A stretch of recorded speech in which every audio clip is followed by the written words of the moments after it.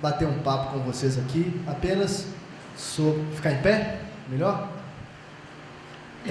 Apenas um pouco sobre a minha experiência, né?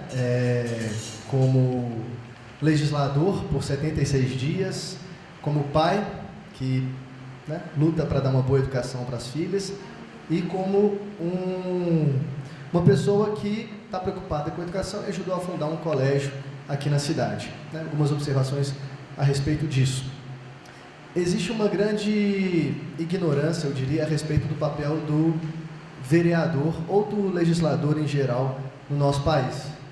Né? Se a gente saísse aí à rua para perguntar o que faz um vereador, acho que a gente ia ouvir aquele barulhinho do grilo, né?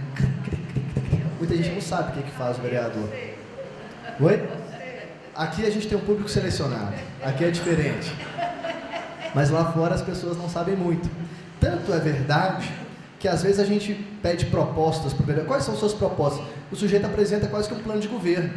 Já viu? Como se ele fosse prefeito. Não, eu vou aumentar a guarda municipal em tanto. Eu vou instituir o programa não sei o que das quantas. O vereador não faz isso. Tanto que quando eu estava lá na Câmara, na Comissão de Legislação e Justiça, que é a comissão por onde passam todos os projetos de lei, inclusive os de educação, nós dávamos bomba em muitos dos projetos porque eles violavam normas básicas, seja da Constituição, seja da Lei de Responsabilidade Fiscal, por exemplo, que impede que o Legislativo crie gastos e obrigações para o Executivo. Né? E muitos vereadores querem promover esses projetos de lei. Né?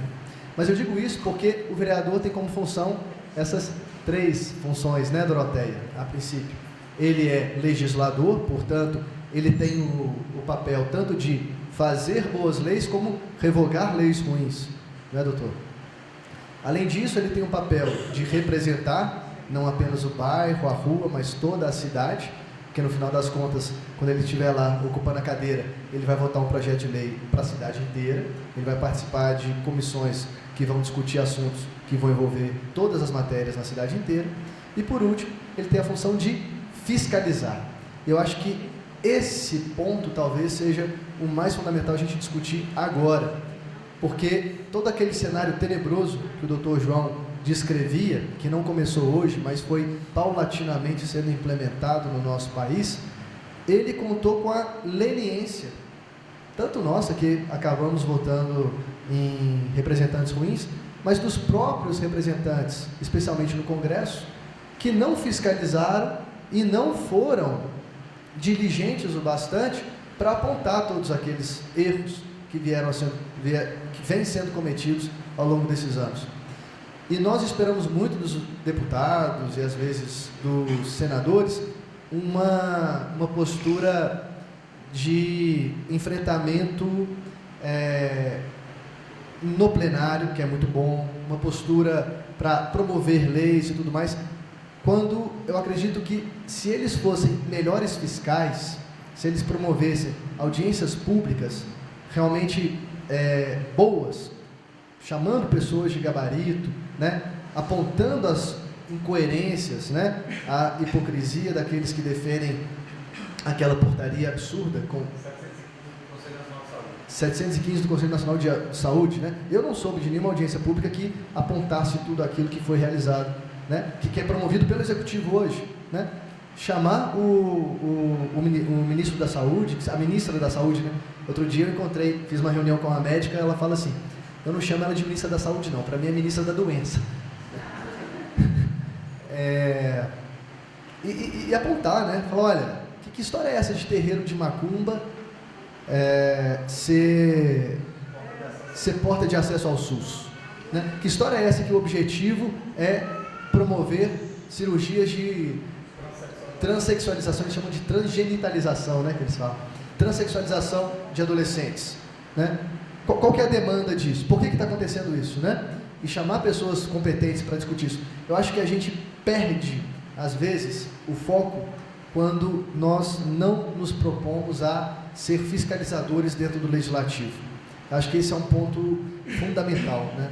Nós precisamos de deputados, senadores, vereadores também, que se disponham a fiscalizar. Um outro ponto é que acho que todos sabem, né? Eu ajudei a fundar um movimento aqui na cidade chamado Mova Brasil, e esse movimento tem como princípios vida, família e liberdade. E vida, família e liberdade são nortes, são diretrizes, bases para a gente pensar em todas as outras políticas públicas, né? Então, numa perspectiva de família, qual educação nós gostaríamos de ter? Numa perspectiva pró-vida, quais são as leis, quais são os programas que nós gostaríamos de ter? E, ouvindo o professor Jorge, né, lendo os artigos aí da Libertadora, né, dessa ideia de Constituição, é muito claro que o papel fundamental do Estado é um papel subsidiário. Todo mundo sabe o que é subsidiariedade? O que é subsidiário? Ou seja, aquilo que a própria família não consegue fazer por conta própria, aquilo que a família não consegue fazer por conta própria, já é o Estado que vai resolver o problema? Não. São os corpos intermédios, ou seja, são estruturas intermediárias entre a família e o Estado que vão tentar resolver. Essas instituições não conseguiram resolver, aí sim nós podemos recorrer ao Estado. Mas o Estado mais próximo de nós, o município. O município não consegue resolver? Vamos pensar no Estado. E, por último, na União. De modo que a decisão local, ela sempre prevalece sobre o abstrato, da união, do que está distante, né? Isso é uma coisa que nós devemos lutar e promover e espalhar para as pessoas o quanto antes, né? A doutora Lenice comentava que o pai dela, junto com outros 28 homens, começaram um colégio, né? Ou seja, quantas pessoas hoje não pedem a solução para a educação para o próprio Estado, que é o causador do problema? Não estou dizendo que a gente tem que se eximir, que a gente não tem que cobrar do Estado, eu estou na política, né? Claro que eu quero resolver os problemas. Mas se nós começamos a ter uma mentalidade de que nós devemos ser parte da solução, eu acho que paulatinamente a gente consegue também melhorar o nosso entorno. Estou vendo aqui, né, a doutora Renata, né, o marido dela, que fundaram também o colégio, Orleans e Bragança, na nossa cidade, né? Nesse sentido de, olha, eu preciso resolver o problema. Existe uma grande carência na educação das nossas crianças, dos nossos adolescentes, que se eu não fizer nada, se eu não me mover, não vai ser resolvido. E graças a Deus, na nossa cidade, doutor João, muitas iniciativas como essa têm surgido. Na região da Pampulha, nós temos o Veritas, nós temos o São Bento, né? O Vera Cruz, que está começando agora, ainda não iniciou as atividades, mas no ano que vem já vai iniciar. Tem o Orleans e Bragança, outros colégios. Enfim, eu acho que se nós nos unimos e nos propomos a ajudar da forma como for essas pessoas que estão tendo essa capacidade empreendedora e correndo esse risco, nós já vamos caminhar muito bem. Mas, olha, você não veio falar de política, você não veio falar de poder público? Sim, mas a subsidiariedade tem que estar na nossa cabeça e no nosso coração. Nós devemos procurar resolver os problemas a princípio, porque quando nós começamos a delegar os problemas, nós delegamos as soluções, nós delegamos parte da nossa liberdade, nós delegamos o nosso orçamento também, né, porque nós pagamos impostos e são eles que vão acabar gastando o nosso dinheiro para resolver o problema. Então eu faço um manifesto pró-subsidiariedade do Estado, né? O Bruno Garchagen, ele escreveu um livro chamado Pare de Acreditar no Governo, né? E ele fala muito sobre isso, sobre o papel subsidiário do Estado, como que nós, brasileiros, temos como característica sempre apontar o problema para o Estado e ao mesmo tempo que a gente fala que o Estado é causador do problema, a gente pede para ele resolver o nosso problema. Então, se a gente muda um pouco essa nossa visão de que, de fato, agora nós vamos começar a nos comportar entendendo que o Estado ele tem um papel subsidiário, eu acho que a gente pode começar a melhorar um pouco. E a subsidiariedade a gente também exige do Estado. O Estado não tem que se meter naquilo que as próprias famílias e os corpos intermédios conseguem resolver. E aí vem um ponto que é a nossa coragem. Nós vamos ter que dar um chega para lá no Estado. em muitos momentos, né? Vai haver momentos de embate, porque ele vai querer violar as nossas liberdades, a liberdade de ensino especialmente. E é preciso que nós estejamos firmes dizendo, não vai fazer isso. E bons representantes na Câmara Municipal, bons representantes no Congresso, bons representantes na Assembleia Legislativa, nos ajudam a fazer isso. Porque eles são integrantes do Estado, mas representantes nossos, que vão nos defender quando essas coisas acontecem, né? Eu lembro que na campanha de 2020, eu me encontrei com alguns pais homeschoolers, e um deles em especial havia me dito que ele teve que sair de Belo Horizonte, ir para Nova Lima, porque o Ministério Público estava perseguindo ele aqui em BH, porque ele estava educando os próprios filhos, né? E aí, quando nós dissemos, olha, a nossa candidatura, na época, né, ela se propõe a ser uma representação sua na Câmara Municipal, defendendo você das garras do Estado, quando eles vierem atrás de você. Então, o que um vereador faria naquela situação? Ele poderia legislar contra o Ministério Público? Não, né? Mas ele poderia fiscalizar. Ele poderia ir até o local, filmar o que o Ministério Público está fazendo, fazer uma denúncia, enviar um ofício para algum lugar, enfim, fazer um barulho, isso que eu estou chamando de enfrentamento, né? Essa coragem para poder frear a garra do Estado, né? Esse é um ponto que, assim, eu acredito que se nós começarmos a nos comportarmos, repito, né, considerando que o Estado ele tem esse papel subsidiário, acho que a gente já avança muito. O segundo ponto é que quando a gente lê a Constituição Federal, né, no artigo 211, parágrafo alguma coisa, a gente sabe que, eu vou ficar falando do município, né, que é onde eu atuo e eu conheço mais. O município, ele tem como prioridade a atuação na educação infantil e fundamental, né? E no debate público, inclusive na época de eleições, nós vemos os candidatos, quase todos eles trazendo a mesma solução para a educação. Já vou concluindo. A solução para a educação qual é? Aumentar a vaga nas creches. Ou então colocar monitores no início e no final do expediente, né, das aulas, para permitir que os pais consigam chegar do trabalho e buscar as crianças, né? Olha, forçando muito a barra, a gente pode chamar isso de solução para a educação, mas na minha visão está longe de ser uma solução para a educação, né? Também não acho que a solução para a educação virá no médio e longo prazo do poder público, né? Seja do município, do Estado, vem dessas iniciativas empreendedoras das próprias famílias, é como eu enxergo. Mas eu acredito também que é tempo de nós começarmos a propor mudanças reais para a educação, se não para o Estado, para a União, pelo menos para o nosso município.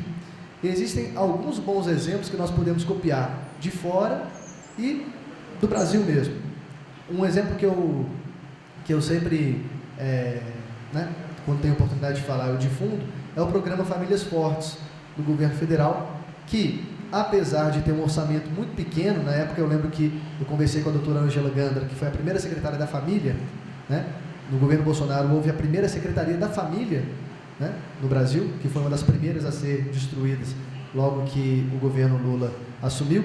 Ela dizia que o orçamento dela no primeiro ano foi de R$2 milhões, e que ela ficou muito feliz quando, depois de muita insistência, ela conseguiu dobrar o orçamento para R$4 milhões. Imagina, para implementar um programa no Brasil inteiro. Só a CONAI foi 12. Só a CONAI, aquela porcaria daquele evento, em Brasília, foi R$12 milhões. Pensa. Né? Enfim, ela falava, olha, esse programa é uma adaptação lá de Oxford e tudo mais, mas ele já trouxe alguns bons resultados. Porque qual que é o foco desse programa? O fortalecimento de vínculos familiares.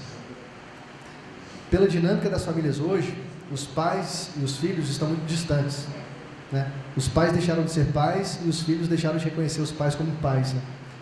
Então, esse programa permitia que pais e filhos se aproximassem e tivessem algumas oportunidades de convivência que até então não tinham.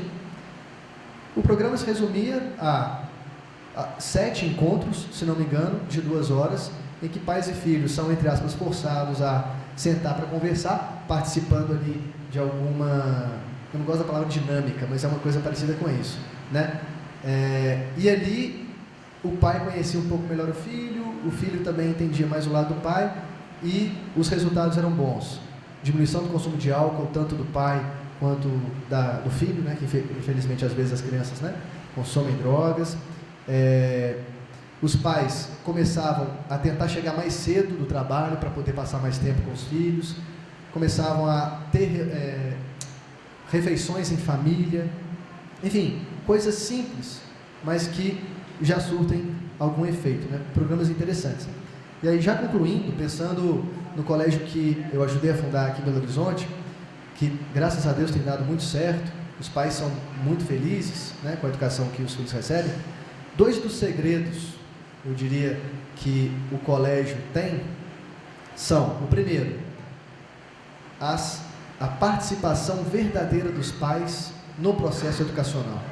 Os pais participam do dia a dia da escola e participam da educação dos filhos, por meio de preceptorias. Então, de tempos em tempos, com bastante frequência, os pais são chamados a ir ao colégio e recebem essa preceptoria, né?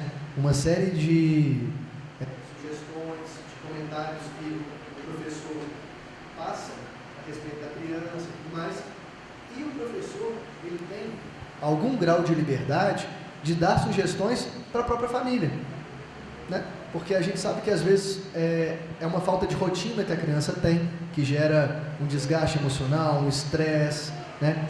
Então, a família, ela está dentro do processo educacional, né? Isso é uma coisa que eu acho que, pelo menos na educação infantil, né, que é onde eu conheço melhor, porque eu tenho 3 filhas, a mais velha tem 3 anos, e tem dado muito certo. E o segundo segredo é o investimento constante na formação dos professores, né? Do ponto de vista do poder público, isso poderia ser um grande problema, porque, né, a gente sabe que a formação dos professores hoje não é lá das melhores, e investir na formação dos professores talvez trouxesse mais problema do que solução.